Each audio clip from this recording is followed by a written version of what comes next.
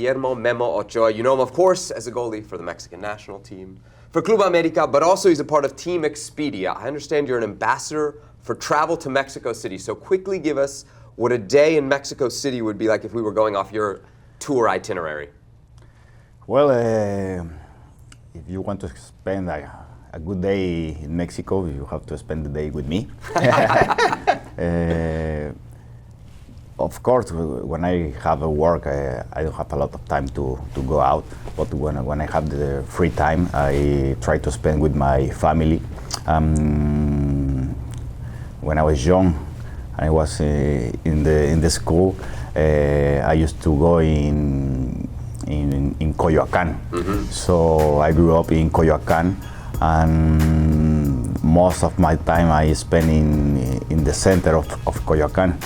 When I was in the school and when I was in the class, no? So for me, it's the heart of Mexico because you have a lot of things to do there. No? You have all the markets with a lot of different foods, a lot of different kind of meals to eat. You have the churros. I was going to say, I saw that on your Instagram. Course, we saw the churros. I just got to know where I get the tacos, tacos al pastor. Tacos also. Yeah. Where's the spot to go for lunch in Coyoacán? For lunch, in this, I don't know how to say that, but this, you have like 2 or 3 big markets mm-hmm. inside Coyoacán. So inside the market you can find tacos if you want, but also quesadillas with cheese. Sometimes if you ask for one quesadilla, they give you without cheese. The tortilla. The tortilla is like a taco. You have a birria, you have a pozole, enchiladas. You can find all the Mexican foods there. So, but churros also. And you can put inside the churro whatever you want. No, chocolate, caramel, everything. Perfect. So I'm it's hungry, a nice bro. place. You ready to go? My kids love to go there and spend the day there because you have music.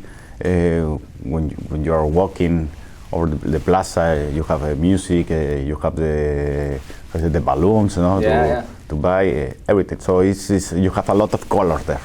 All right, let's talk some soccer. Yeah, let's go. Right? This isn't your first World Cup coming up. You've been around this team for a long time.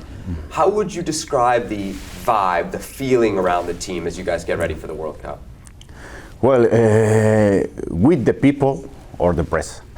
Let's say both. Let's start with the people. With the people is different because I feel everyone is positive. No, when you find or when you talk with the people outside the beach or the stadium and they ask you for a photo or autograph, they always being positive. Hey, come on, you're going to do a good World Cup. We already have the tickets for Qatar. We already buy everything. All my family is going to be there in Qatar. So all it's positive. But you have the other side, no, the dark side. So by dark side, do you mean press? Sometimes. What's that like? Oh well, I don't try to see a lot of programs to see the TV because for one athlete it's not so good that sometimes if you are always in front of the TV. But of course you hear something sometimes, you read something sometimes. And always they try to have something to speak about, mm-hmm. and always the negative have more more clicks. More clicks. Yeah, of course. Memo, speaking on that pessimistic nature of the media, Tata Martinos went out to say he feels like public enemy number 1. Going off that pessimistic nature, maybe in the press and in the fan base, what'd you make of those comments? Well, if he said that, it's because he feels that, no, and it's normal because he's not used to live in Mexico. He don't know the reality of the country, of the Mexican press. So you have to think about this. No, I think for him it's a big surprise because you make a good qualification, not the best, but a good qualification games. You make the first 2 years very good 2 years. After that, not so bad in the results. Maybe sometimes in the game, in the performance, it wasn't the best. But you lose the final of National League final. You lose the final of Gold Cup final because you have to be there in the final. You lose the final, so you can win or lose. It's an sport, so. And you lose in the qualification 2 games. So sometimes if you look this from the outside, from another national teams, if you give them the same results, they will say, oh, it's okay, no, if we make this kind of points at the end, it's good enough for Canada, for the USA, for Costa Rica, for Canada. But sometimes not for Mexico. But that is the outside of the Mexico national team, not in the inside, right, no? Within the team. Yeah, inside the team, from the door to inside to us, we are okay because we know this situation. So we already hear that a lot of times, no? Me like others with more experience. It's not the first time that we hear that, so we need to try to come to the group. We need to talk with the group so everybody understand everything and understand this. Of course, we have to improve our performance always, all the time, and we are going to try to do this until the first game. You mentioned a couple of those games were against the United States. Let's talk a little bit about that rivalry. Of course, there was the big moment with you and Christian Pulisic. You talked about El Espejo, then he had the man in the mirror. I saw you guys also hook up when Club America and Chelsea played. There was a moment there. Do you regret all those comments, and do you think the nature of the rivalry has maybe changed from before you said that now? No, I don't regret that because it wasn't personal. No, it's just part of the game. I don't have nothing against the US team or against some player. It's just part of the game. It's part of the history. It's part of this rivalry, and that's it. No, this have to stay in the pitch. I saw him after the game. I saw him 2 months, 3 months later in one friendly game in Las Vegas, and we speak about that, no. And we say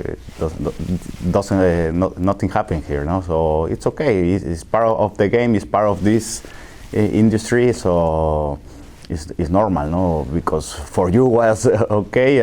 For the fans, it was the same. Yeah, it was great for our industry. It was. It's funny, but every 4 years we get the best of Memo Ochoa, and it happens to be in a World Cup. It was in Brazil where you shut out Neymar and Luka Modric.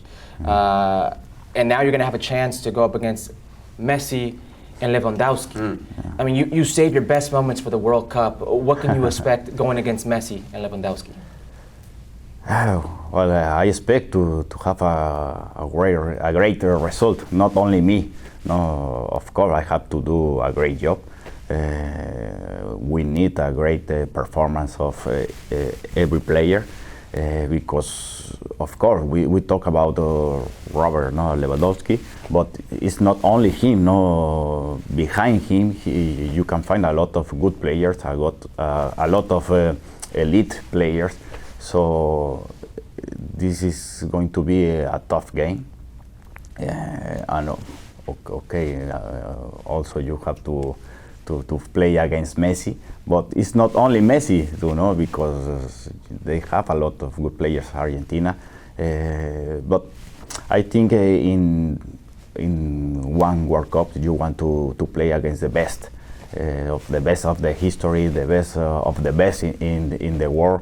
And for me, the group is a tough group, but it's the same in the other World Cup. We play against. I remember in Russia, against Korea, against Germany, the first game, Switzerland, the third game. It was a tough group. In Brazil also, no, against Croatia, Cameroon, and Brazil.